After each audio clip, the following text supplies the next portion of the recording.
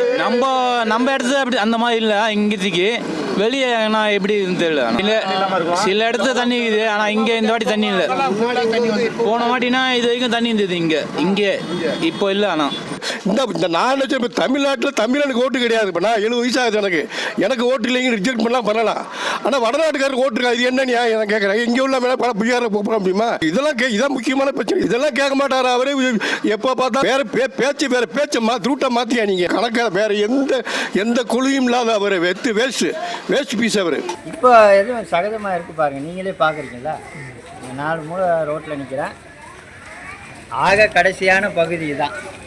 ஆமாம், ஆக கடைசியான பகுதி வட சென்னை பகுதி. இப்போ கூட பாருங்கள் பணி நடைபெற்றுக்கிட்டே இருக்கு. இயல்பாக மக்கள் அவங்கவுங்க வேலையை பண்ணிட்டு இருக்காங்க. விஜய் வந்து பார்த்தீங்கன்னா அவர் வீட்டுக்குள்ளேயே இருந்துன்னு சொல்ல தான் செய்வார். அவர் முதல்ல வெளியே வந்து பார்க்க சொல்லுங்க. அவர் வீட்டுக்குள்ளே தண்ணியில் மிதக்கிறதுனால அவர் மக்கள் தண்ணியில் மிதக்கிறாங்கன்னு சொல்கிறாங்க. அவர் முதல்ல வெளியே வந்து பார்க்க சொல்லுங்கள், அப்போ தான் அவருக்கு தெரியும். வெளியே வந்து பார்த்தா தான் தெரியும். அவர் வீட்டுக்குள்ளேயே இருந்து என்ன தண்ணியை பார்த்தாருன்னு தெரியல. வழக்கம் நடத்திக்கிட்டு இருக்காரு. பரவாயில்ல, 2 வாட்டி எவ்வளோ மேல். இதெல்லாம் வந்து கொஞ்சம் மழை பெஞ்சாலும் தண்ணி ஓவராக இருக்கும். இப்போ டிஹெச் ரோடெலாம் வந்து அந்த அளவுக்கு தண்ணி கிடையாது. கொஞ்சம் மழை பெஞ்சா வைகை சத்திரம் இந்த மாதிரி இடம்லாம் வந்து தண்ணி ரொம்ப நிற்கும். கொஞ்சம் 3 நாளாக திறந்து பெஞ்ச மழையில் தான் கொஞ்சம் தண்ணி. அது கூட சீக்கிரம் வந்துச்சு. எங்கள் இடத்துலலாம் ஐஓசிலலாம் தண்ணி நிறைய இருக்கும். ஆனால் இந்த வாட்டி கிடையாது.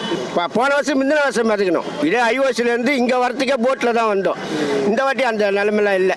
விஜய் பேசியிருக்காங்க. வெள்ளத்தில் மிதக்குன்னா நீங்களே பார்க்குறீங்களே, எவ்வளோ ஜனங்களை பார்க்குறீங்க கொள்றீங்க. வெள்ளத்தில் மிதக்கிறாங்க. அப்போல்லாம் ஒன்றும் கிடையாது. அவர் வேஸ்ட்ன்றாரு.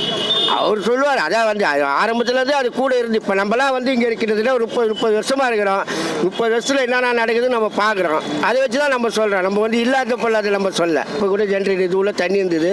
இப்போ ஜென்ரேட்டர் வந்து எடுத்துகிட்டு போகிறாங்க. காயிலேருந்து ஒரு 3-4 நடம் அடிச்சுக்கிறாங்க. இது ஆர்கே நகர். இல்லை முன்னாடி எப்படி இருக்கும் தண்ணி? முன்னாடிலாம் ரொம்ப அதிகமாக இருக்குமா? ஆமாம், அதிகமாக தான் நிற்கும். அதிகமாக இருக்கும். ஒரு வாரம் ஆனால் கூட போகாது மழை பெஞ்சா. யாருன்னா வந்து தள்ளி விடணும் கார்பரேஷனுக்காரங்க. இப்போ எதுவும் இல்லை, பரவாயில்ல. நேற்றே வந்து இன்றைக்கே வந்து எல்லாம் எடுத்துன்னு போயிட்டாங்களே, ஒன்றும் பிரச்சனை இல்லை. குளமாக இருக்கும் முன்னாடிலாம். இப்போ அந்த நிலைமை இல்லை. சுத்தமாக நல்லா இருக்கும். பட்டேல் நகர், இந்த விடாம நகர், ஏன்னா ஒரு 10 வருஷத்துக்கு முன்னாடி இந்த இடத்துல நம்ம இருந்தாலும் நம்ம அப்போ தண்ணி மலைக்கெல்லாம் தண்ணி குளம் மாதிரி இருக்கு. இடுப்பளவுக்கு தண்ணி இருக்கு. நம்ம இருந்து பார்த்துருக்கோம், அனுபவிச்சிருக்கோம். விஜயா அவர் ஏதாவது சொல்லுவார். 4000 கோடி வேஸ்ட்.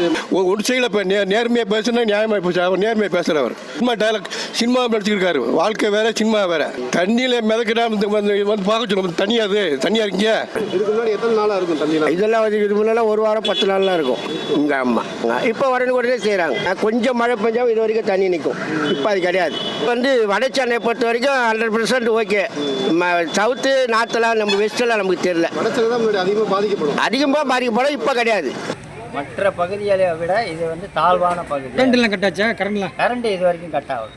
இதுக்கு முன்னாடி கட் ஆயிரும். இதுக்கு முன்னாடி இந்த ஏரியாலாம் இந்த மாதிரி 4 நாள் மழை பெஞ்சு எப்படி இருக்குது இந்த ஏரியா?